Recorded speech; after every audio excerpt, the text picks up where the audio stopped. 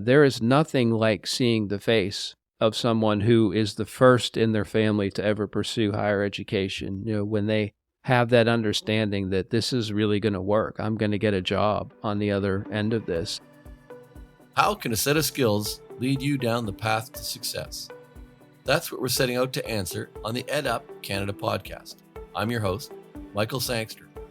Join me as we unpack how leaders around the world have taken training and skills and turned that into a lasting career. Now let's learn together.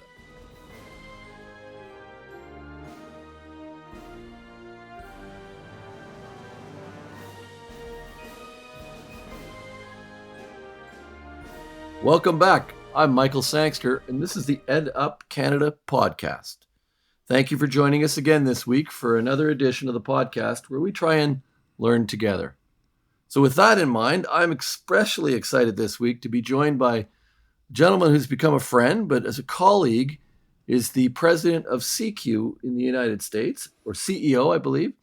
And I'll let Jason do an introduction of himself, but Jason and I have been doing some work together over the past year between the CQ organization and the National Association of Career Colleges here in Canada. And I'm excited to have him on as a former congressman. He's got a lot of interesting thoughts and is become, in his time with CQ, what I can tell is a very passionate advocate for the sector and what's going on. So, Jason, why don't you take a moment and introduce yourself? Glad to be here. Thank you, Michael. And CQ is an acronym, CECU, and it stands for Career Education Colleges and Universities. And we are the national association representing private post-secondary career schools in the United States. And we have about 850 campuses in the United States that we count among our members. And of course, we work very closely with you, our Canadian counterpart, and share information and have a good alliance and working relationship as well. Yeah, and we're all obviously very excited about that. We had a great meeting up in Kansas City this year. We're looking forward to some of us going to be joining you next year at your event in Indianapolis, right? Indianapolis, home of the Indianapolis 500. And we're looking forward to that, and then having a much larger joint conference in Las Vegas the year after. And in a couple of weeks from now, we're going to be all headed up to Montreal, Quebec, with both of our organizations coming together. I'm looking forward to seeing some of your members from Texas and California in Montreal in November to see how they deal with the weather. But it should be a good time. We might even be able to take you in a hockey game. Yeah, it's fun to travel around and be able to see the different issues that are important to memberships. And what, of course, you and I have found is the similarities are much greater than any differences. The issues that we have to deal with are very much the same. The perceptions of the sector, the political circumstances are very different between Canada and the United States, of course, but the type of work that our schools do, the programs, the backgrounds of the students, all very similar. So it's really been a good partnership, I think, for both of us.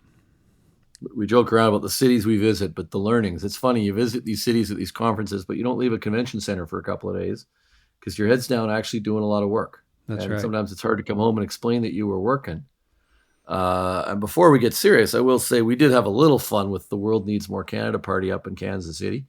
And it was good to see Canadian beer being served in an institute in establishment in Kansas City. We had a really good time, and I know the members who from our association came up did learn a lot over the couple of days. I'm looking forward to Montreal. So I'm gonna jump in because you mentioned the difference between our country and the similarities. And this podcast is about what's going on in career education, but it's also about just in people's own individual pathways and the ways they got to where they did, because it's important to understand in our sector that there's no straight line. And it's quite interesting because our students are different sometimes, and we get older students and single parents, and it's the different generations. So there's lessons that can be learned. You've been a very successful individual. You've done a lot of interesting stuff. So I thought, as a former congressman, what's a job or a skill set that you held in your career or in your life that you never thought would help you when you got to Congress?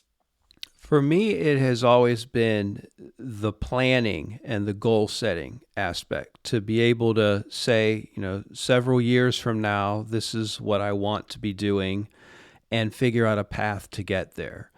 And I've done it throughout my life, and most people who have various accomplishments have set out to do something along those lines, and often the path is never straight, right? You have to divert, you come to a Y in the road, and you have to decide whether to go right or left. But I've always kind of thought about what do I want my path to be, where do I want to go, and like I said, usually it doesn't end up being the straight path, and you don't end up exactly where you thought you would be, but you're heading in the right direction, and the ability to not.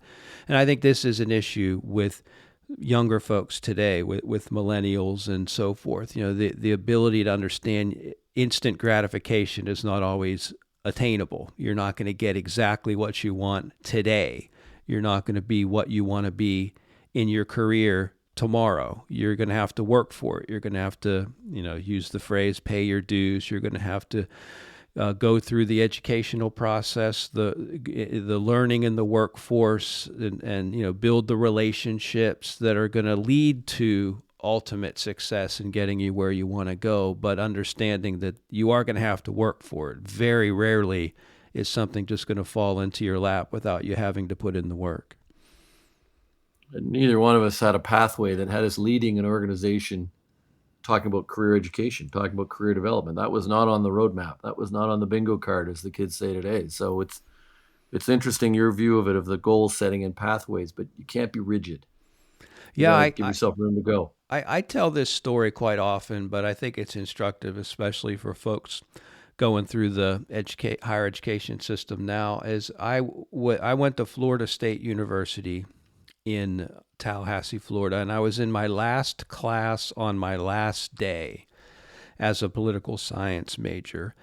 And I had already applied to law school in Pennsylvania, where I was from, and was going to do that. I had a summer job lined up before I started law school in the fall. I was going to go home to Pennsylvania. And as I was leaving the class, my last one, my car was already packed. My professor looked up at me and said, "Hey, Jason, I want to talk to you about something. Can you come back here?" So I went back, and she said, "There's a political campaign going on. A guy's running for U.S. Congress. He probably isn't going to win. He's running against an incumbent, but they're looking for people to help. And I think you would be good at it, so you might want to think about it." And I explained to her everything I just said to you. Well, I actually have everything lined up, and it's, I appreciate you thinking about me, but I don't think I can do it. And she said, all of those other things you can do anyway. What this presents you is an opportunity that is not replicatable. This is something that is unique, and it's you really should think about it, was her message. And I did think about it in the 10 minutes it took me to walk back to my car, and I decided I was going to stay in Tallahassee and work on that campaign. And to make a long story short, the guy ended up winning. He became a congressman. He brought me up to Washington, D.C., and I served on his staff and assigned me health care as an issue, and I ended up making health care my career as a result, and have been a executive at 2 large healthcare companies, in addition to running for political office myself successfully. And none of that would have happened had I not had that conversation. And then on top of all of that, during that campaign, I met my wife, my still wife, and we've been married for 27 years. We have 2 adult children. And, I just think about how my entire life would have been completely different if that professor does not stop me on the way out the door. It doesn't mean it would have been better or worse, but it would certainly have been very different. And that's just when we talk about taking a divergent path and, taking a reasonable risk. Don't go crazy with risk, but, sometimes you have to take a little bit of risk to move forward in life. Yeah, no, I completely agree. That's quite a story. That's how you ended up with the wife too. It's quite interesting. That's where you met. Yes. That's incredible. So, I had the pleasure of being on your podcast last year, and I highly recommend it. And we'll talk about it at the end for anybody interested in career education, politics, data analysis. Lots of really interesting people on your show, polling people. But we talked a lot about politics. We talked about Canada because I was your guest. So tell me, I'm interested in your role. What's the biggest issue you're facing in Washington these days? And you talked about a pathway. Do you see a pathway to success on that issue right now, or is it still working its way out for you? In the U.S., we of course have a federal system where our Department of Education is largely the leader in federal policy related to regulation of career schools. And we represent, as you know, generally for profit career schools, not exclusively. We do have some nonprofit members as well. But of those 850 campuses I mentioned, all across the country, we're in 47 states, 46 states, and Puerto Rico. And there is a bias for some against the for-profit sector, not just in higher education, but things like charter schools and just the idea of a for-profit involvement in education generally. And that is often from the Democratic side. So we, in the states, you have basically a two-party system, Republicans and Democrats. And whenever Democrats are in control, it gets much more challenging for our schools because on the regulatory side, the federal government wants to regulate our schools. And then in Congress, when Democrats are in control, they pursue legislation that is adversarial to us and to our schools, and we have to fight those battles on behalf of our students. And what we argue is we're in the process of, the President Biden passed a $2 trillion infrastructure package, so we're building roads and bridges, airports, locks and dams, offshore wind turbines, and if you're going to rebuild America, North America, you're going to need our workers. You're going to need truck drivers. You're going to need HVACs technicians. You're going to need auto technicians. You're going to need the people who are servicing your airplanes. And I always use the example when you're on an airplane and you see the aviation techs outside working on the plane, you want two things. You want them to be really good at what they do, and you want there to be a lot of them.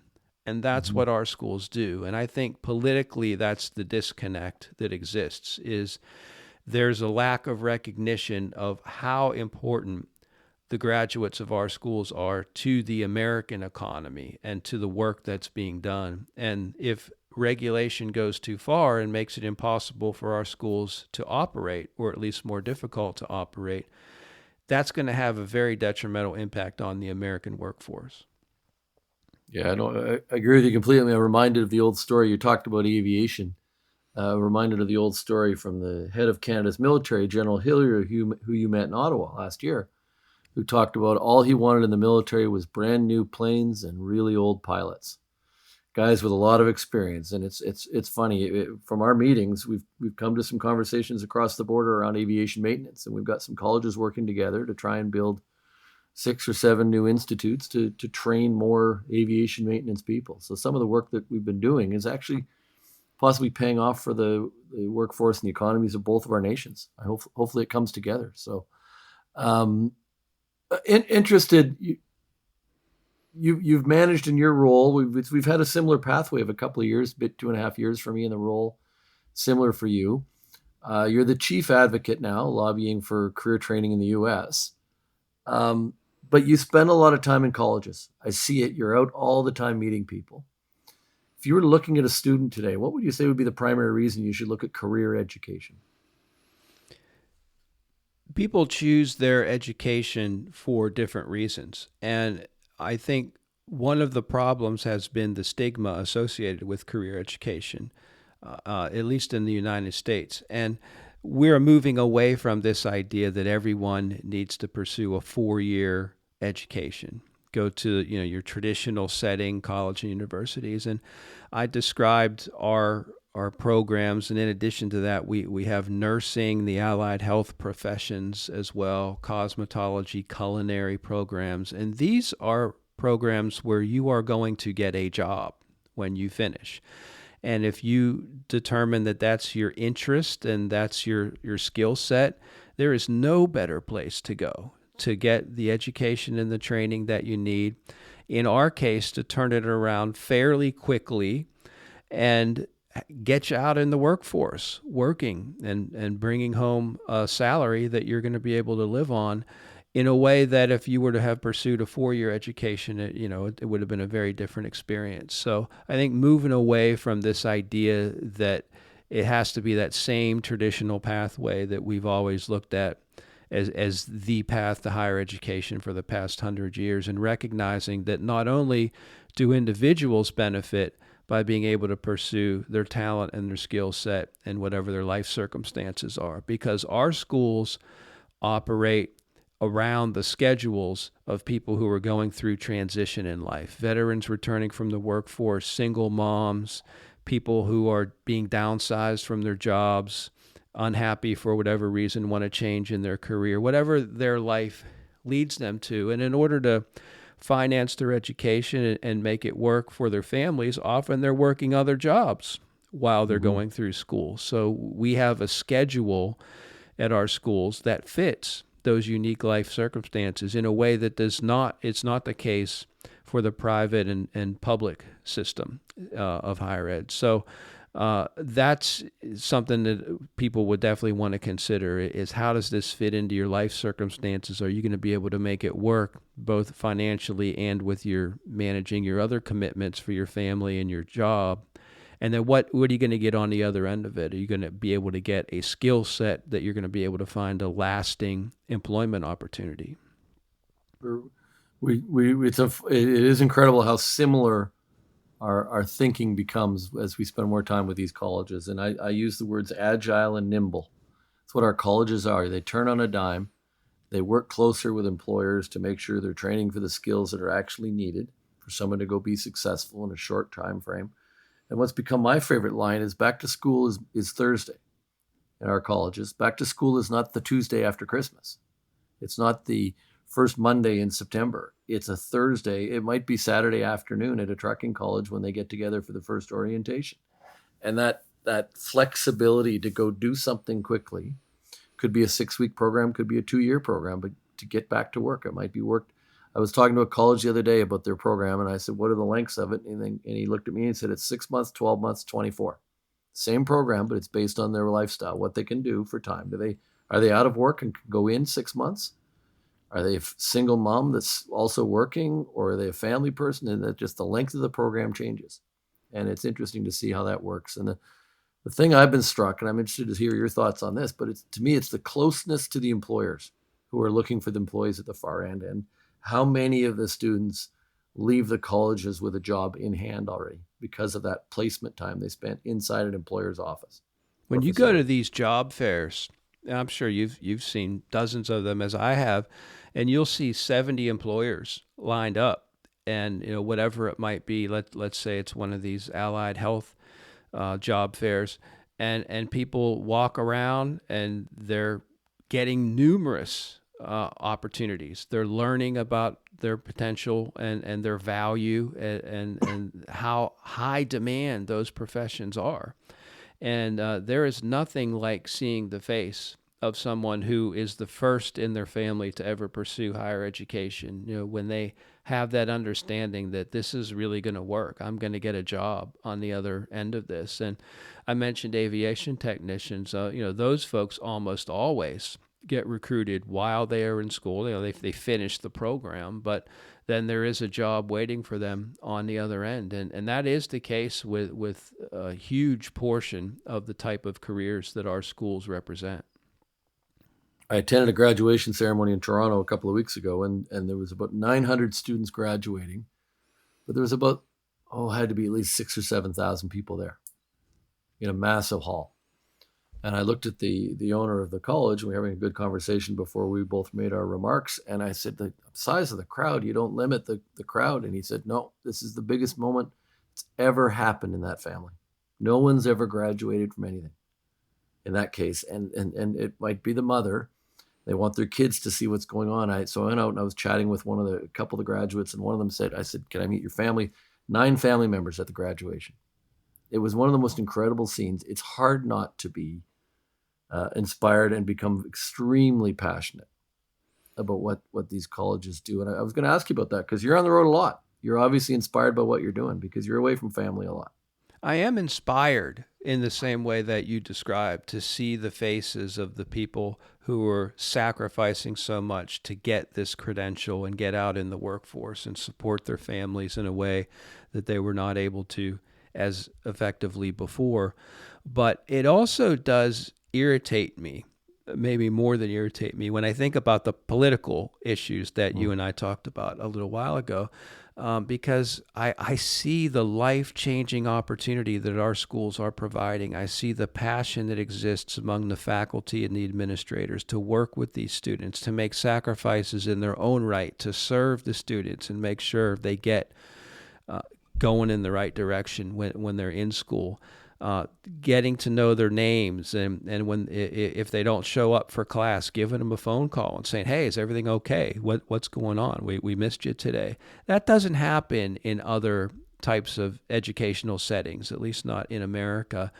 And it's very frustrating to me that our regulators and our policymakers don't see that side of it. That they, the ones who take the time to visit the school, you can see the light bulb go off and their minds start to change a little bit. But for those that just sit in their office in Washington, D.C. and think about their own opinion on what a for-profit education looks like, I do get irritated when I think about that as I visit the campuses. That's a really good point. We're going through a bit of a thorny issue right now with international students in Canada, and we're an easy target. And it is irritating, and some of the issues around housing and social supports and mental health supports around those international students. We currently have 900,000 international students in Canada against a population of 40 million. That's a very, very large, significant number. But they're not in our institutions, but we take a remarkable amount of the blame. They're in the colleges, they're in the universities, but we're the easy target on those issues. But when we get people in, when we get elected officials and media into our colleges, and I see the level of investment, the quality of education that comes from those institutions that are our members, but the value of the investment, like millions of dollars in equipment in many of these institutions. If you look at a truck college, they might have $3-4 million worth of equipment on the driveway. Never mind the building and the classrooms. In some of the cases, they have dorm rooms to help people dedicate the 16 weeks to the program.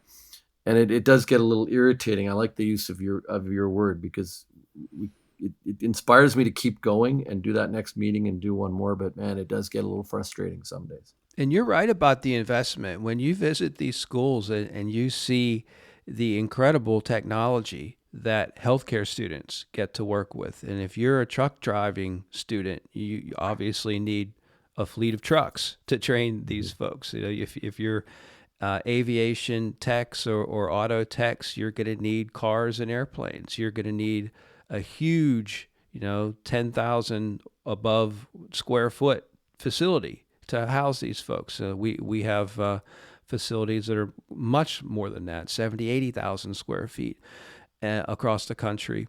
And that's something I think that gets lost among policymakers also, is the huge investment that goes into making this a setting to get an appropriate education, and the ability of these schools to train students in state-of-the-art circumstances that they're going to be able to then transition immediately into the workforce. And from people who've actually done the job. They're being trained by people who are either doing it currently somewhere else and are training a couple of days a week, or have retired or moved on because they want to train. That to me is one of the things that I love watching, is they're actually dealing with someone who's not in the theoretical world. They've done the job. And we like, whether it's culinary or in our case, personal support workers that we've trained, so many of these healthcare workers in Canada, you cannot teach the program unless you've done the program, unless you actually have done the job for a certain amount of time. And I think that's incredibly valuable skill and experience they get. So it's interesting to me. Another question, just to kind of to go sideways a little bit, but something you've learned in your career. We say we're going to leave some lessons in these meetings. Something else in your career, a piece of advice you've learned. If you'd taken it sooner, maybe it would have resulted in you finding more success. Something if you wish you'd done that sooner. Couple of things that are related, and I always talk about this when I speak to young people, especially like college campuses or high school students. be nice to everybody, but and it's so much easier now with social media, Michael, than when you and I were younger, when none of this existed, and your way of keeping in touch was through letters, sending letters to people through the mail, and or maybe seeing them once a year at a Christmas party. But now with social media, it's so much easier to just keep in touch, because I say this to every class. I say, you look around right now. I said, there are some superstars in here. There are people that maybe you're that person, right? Or everyone in the class is going to say, "Hey, I went to school with that person." And we all know people from our background that are like that. But the problem is, you generally cannot predict who those people are. And you are going to wish, when you get 15, 20 years down the road, you're going to wish you kept in touch with that person for whatever reason, business or just professional or personal. So just having a positive relationship, not burning bridges, being nice to everybody, and not trying to predict who the star is going to be and cozying up to them, for your future relationship, because you can't. And some people that you think are going to be stars are not, and some people that you would have written off are going to surprise you. So just taking that to the next level of sort of, I was in politics, so I look at it as constituent service, but you and I are both leading membership organizations. It's the same thing with membership. That's your first priority as a leader, is to make sure that your membership, whatever that might be, your clientele as a business, your employees, if you're a CEO, your constituents as an elected official, but whatever the group is that you're serving, that's your priority. And sometimes it is inconvenient when a member will call and say, "Hey, I have a question. Can you research something for me?" And I think, well, I'm in the middle of 4 other things but that's your priority. And I tell this to our team too at CQ. Serve the membership first, because they're paying dues to be a part of this organization. They have an expectation that their concerns are going to be heard. And when they do ask for help, their expectation is you're going to help them quickly.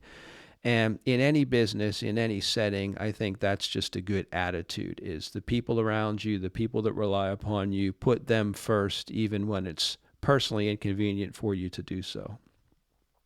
That's really good advice for people, and I really like to keep in touch, because you don't know, and you never know where somebody's going to go. But just the be nice. That is a challenge these days. We all watch a world that's borderline toxic some weeks, and it doesn't take much to just be nice and just have a bit of personality with someone and show them that you like them and that you want to spend the time with them. I've taken to the last couple of years, when I'm with people, the phone is in the pocket now. The phone stays in the pocket, and you have a conversation with somebody, and you make sure you connect and you listen to them. And it's hard because there's so many tugs and pulls, but you really got to spend the moment with people and figure out what they need. So, and you've got a strong team. You can see the team, and your team likes each other too. It's fun to watch them, because they actually all like each other. And the way that Jason and I stay in touch is we send hockey jerseys back and forth to each other across North America, because we're both hockey fans. So I got to touch on hockey, because you live in Florida, and you've got more professional hockey teams there than Toronto does, which is good, because they have none. Florida has 2, right? Florida has 2. Pretty successful recently, both of them. Very successful teams. And in Canada, the one thing that unites us is that we don't like the Toronto Maple Leafs. So we were unabashed at that. But we're looking forward to going to a hockey game in Montreal in a couple of weeks with you, probably about the time that this airs. So any last thoughts for the group, and any thoughts for what's coming up in Montreal? Well, I grew up in Pittsburgh, and when I was growing up, the Penguins were not very good. And of course, in the mid 80s, when I was in high school, they drafted Mario Lemieux, because they had the first pick in the draft. And not only did he save the franchise from the way he played on the ice as one of the all-time greats, probably the second greatest player of all time, but he saved the franchise through his business acumen as well, which is sort of a lesson for others too. A lot of athletes don't do very well after their athletic journey. And as one example, he he bought the franchise. He revitalized it. They've, of course, been extraordinarily successful. As he owned the team, he has since, I think, sold the team a couple of years ago. But they won 3 Stanley Cups after he retired and he was the owner. So I think that's a good life lesson, especially for folks going through transition, is that even if you think what your purpose on this earth was for has termed out, or whatever has happened there, that there are other ways that you can make a difference and you can actually be even more successful as your life transitions over time. So just keep going, keep moving forward, and keep trying to make a difference. I love it. I think it's a great message, and it reminds me of the way you and I came together. Was one of our members said, let's get you guys on a phone call, and fast to partner, fast to friendship. We figured it out. There's something here. Let's just go do it. We partnered up and we got to work, and it's worked out really well, I think, for both organizations. And I look forward to more. So Jason Altmire, thank you for joining us today. Look forward to seeing you again in person, and ask everybody to take a look at what we're doing. Join us again in a couple of weeks for the next one. And thanks for coming. Thank you, Michael. Good to be with you. Thanks, Jason. Thanks for listening to another episode of the Ed Up Canada podcast. We release new episodes regularly, so make sure you hit that subscribe button so you know when they are officially out. If you love this episode, please leave a 4 or 5-star review wherever you listen to your podcasts, so that others can also discover how a set of skills can lead to success. Thanks for learning with us.